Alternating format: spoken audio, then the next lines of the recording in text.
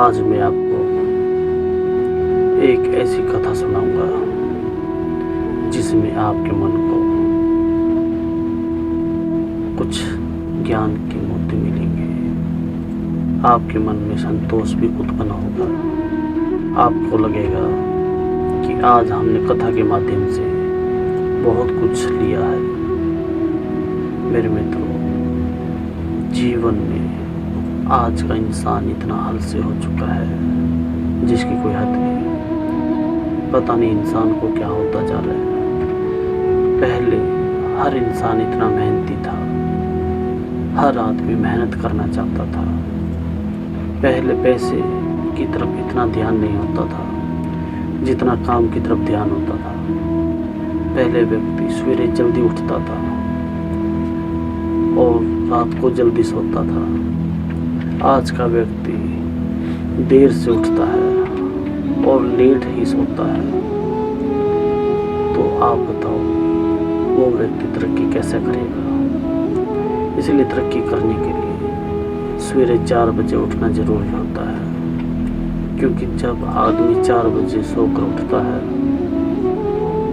तो उसको सबसे पहले सोच आदि से निर्मित होकर सूरज के दर्शन होते हैं। और जिसने सवेरे सवेरे सूरज के दर्शन कर लिए और सवेरे उठ के अपनी पूजा पाठ करनी चलती है, जिसमें देवी देवता को मानता है, तो मित्रों ये समझ लो उसका जीवन पहले सवेरे से ही धन्य होना शुरू हो गया है।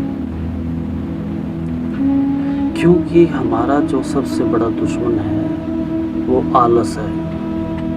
आलस ने हमें इतना निकम्मा नकारा बना दिया है, जिस वजह से आज हम जो तरक्की करना चाहते थे वो तरक्की हमारी अब नहीं हो रही है। क्योंकि आलस ने हमें इतना मजबूर कर दिया है, इतना निकम्मा बना दिया है कि अब हम थोड़ी सी मेहनत देखते ही उस काम से कट जाते हैं। पहले ही मना कर देते भी हमारे बस की नहीं है। तो मित्रों, काम करने के लिए, काम आपके जीवन का आधार है। भगवान ने काम छोटे से जीव से लेकर बड़े से जीव सबको दिया है। अपना पेट पालन पोषण करने के लिए काम जरूरी है, क्योंकि जब तक आप काम नहीं करोगे आपका पेट कैसे भरेगा?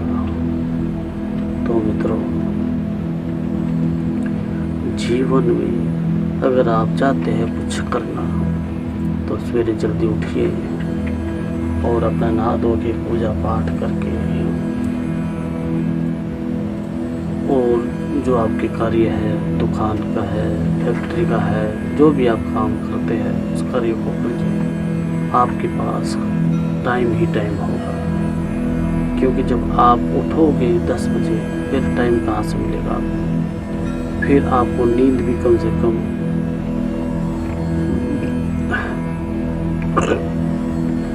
रात को जब 12 बजे सोओगे फिर नींद भी आपको ज़्यादा घेरेगी। इसलिए अगर आप 9 बजे सोते हो, सवेरे 4 बजे उठते हो, तो 7 घंटे लगभग आप सोते हो। 7 घंटे मेरे हिसाब से कम नहीं होते मित्रों। इसलिए आप जल्दी सोइए और सवेरे जल्दी उठिए। अब मैं आपको वो छोटी सी कथा सुनाता हूँ जिसके माध्यम से आपको लगेगा कि जो भी बातें मैंने बताई है वो लागू होती है उस कथा के ऊपर। एक मोची था,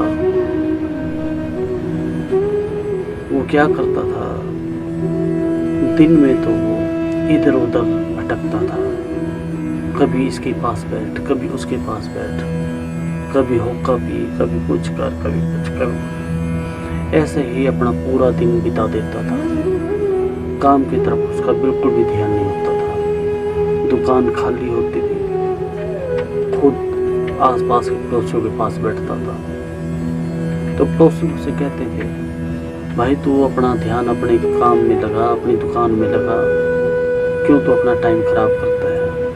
तेरे छोटे छोटे बच्चे हैं, उन बच्चों का भी पालन पोषण करना है। जब तू दिन में काम नहीं करेगा तो कैसे गड्डी चलेगी। लेकिन वो किसी की नहीं सुनता था। उसका काम क्या था, दिन में इधर उधर बैठना और फिर रात को 9 बजे के बाद फिर वो काम करना शुरू करता था। फिर रात को 9 से लेके रात के 1, 2, 3 बजे तक जैसे भी वो काम करता था। उसका डेली रूटीन ये था। काम करते करते उसे कई साल ऐसे ही हो गए थे। तो एक दिन की बात है, जैसे वो कान में या दुकान में बैठ के अंदर काम कर रहा था, तो उसमें एक खिड़की थी। खिड़की में से एक बच्चा रात को देखकर उसे टोकता है, देखो देख, ये दिन में तो इधर उधर बैठता है, दिन में तो हांटता है और रात को ये काम करता है। तो उस मुझ को वो बात बच्ची की इतनी पिंच हुई, उसने उसी दिन से रात को काम करना बंद कर दिया। अब वो दिन में इधर उधर जो बैठना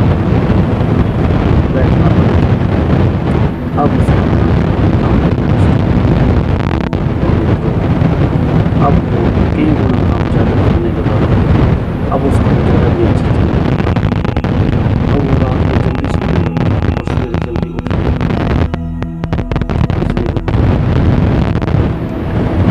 जीवन भी हमारा ऐसा ही चल रहा है। हर व्यक्ति आज मोबाइल की युग में, लैपटॉप की युग में पूरे दिन मोबाइल में काट देता है। रात को मोबाइल चलाता है, सवेरे उठेगा फिर मोबाइल चाहिए, सिरहाने के पास भी मोबाइल रख के सोता है। वो ये नहीं सोचता कि इसकी रेडिएशन कितनी फैलती है। इसलिए मोबाइल को आप, ठीक है, अगर आपका काम नहीं चलता मोबाइल के बिना, तो आप पहली बात है कीपैड वाला मोबाइल रखें। अगर आपका काम इस प्रकार है कि आपको छोटा मोबाइल चाहिए, एंड्रॉयड मोबाइल लो, लेकिन जब आप काम पर होते हो, अपनी दुकान पर में या कहीं भी, जैसे कि वो मोबाइल वहीं तक सीमित रखो। उसके बाद क्या आप मोबाइल को स्विच करके अपने ऐसे स्थान पर रख दो जहाँ पर आसपास आप उसके सोते ना हो, बैठते ना हो। क्योंकि जो भी एंड्रॉयड मोबाइल है, इसमें इतने रेडिएशन निकलता है जिस कारण से आज के समय में बीमारियां बहुत ज़्यादा हो रही हैं। इसीलिए मित्रों, जितना भी कोशिश हो आप मोबाइल को दूर रखें और ज़रूरत पड़ने पर मोबाइल को। तो मेरी बात शायद आपको अच्छी लगे और ना भी लगे। इसलिए मित्रों, आज मैं अपनी वाणी को यहीं पर विराम दूंगा। अगर आपको मेरी बात अच्छी लगी तो आप इसे स्वीकार करना, नहीं तो इग्नोर कर देना। प्रणाम।